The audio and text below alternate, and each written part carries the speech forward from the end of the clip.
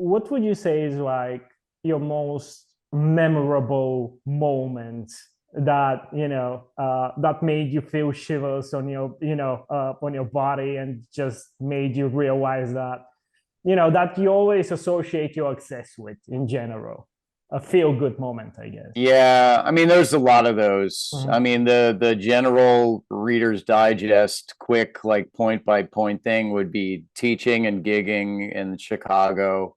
mhm, Um, After I had gone away to LA, I went to a Guitar Institute of Technology, mhm, Musicians Institute, when mhm. I was 19 in Hollywood. So going there was exciting, getting out of school, teaching and gigging with my bands on the weekends, uh, starting to gig with a bigger band locally in Chicago, Kathy Richardson, who sings for Jefferson Starship and her Wow. band.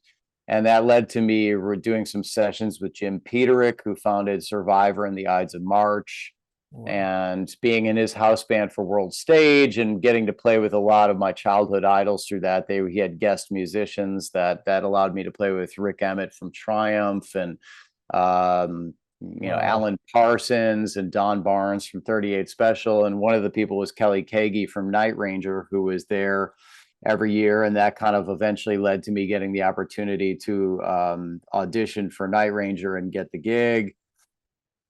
Simultaneously coming to New York through Kathy Richardson, she had landed a role as Janis Joplin in a theater Mhm. piece called Love Janis.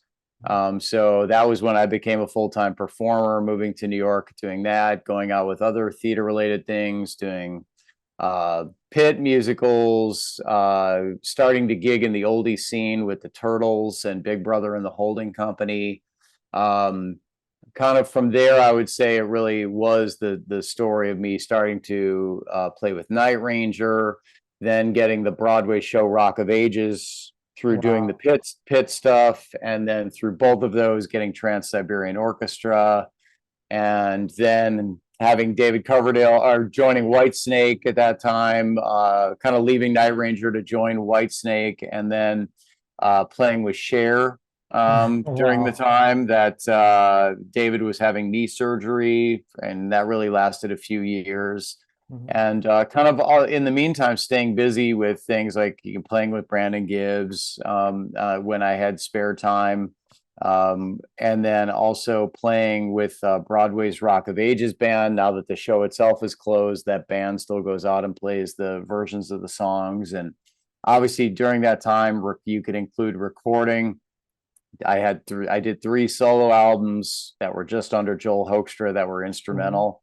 Then starting Joel Hoekstra's 13, which is kind of my rock project, Mhm. and releasing three albums under that. And that kind of obviously being able to do the albums with Night Ranger, Whitesnake, recording a bit with people like Jeff Scott Soto, Michael Wow. Sweet, and now having the other side projects on Frontiers like Iconic and Mhm. Revolution Saints. Mhm. So all this stuff, all of it's been a positive step, and it just kind of like builds. You can see how it builds bit by bit. There's never Yeah. one moment where you go, I've made it, but that's Yeah. kind of like how it built. And like I said, that's a long-winded story right there. Even when Yeah. I break it down to small bits like that, I could get much more detailed, and it takes forever. Yeah. Um, just hearing, everything that you've just mentioned and keeping in mind the intensity of your work that we talked about in the beginning of a conversation, I'm wondering, is there a time where, you know, you had, whether your creativity is at a low point and you're just sort of sick of music and struggling to move forward creatively. I'm just interested to get the perspective of a person like you who, I just can imagine that there is a time where all of your potential and your capacity is just being exhausted, but you still need to obviously move forward. How do you deal with such moments if there are some? The creativity has always been something that's come really naturally to me. So I feel like I'm able to be creative, like, on demand with Mhm. music. So more of the struggle is to actually create like a successful career with it that allows you to be creative and allows you to like be able to do that for your life. So, I mean, there's definitely a lot of times where I'm playing guitar where I don't want to be playing guitar. But I think that's the nature of being a professional with it. And it's also part of why it's good for you to be a professional with it because it keeps you on it regardless. Yeah. So, you know, you're going to get better whether or not you want to get better because Yeah. you're kind of forced to do so. So, you know, that's just the reality, I think, of being a professional. There's plenty of times where you don't feel like playing, but you have to play.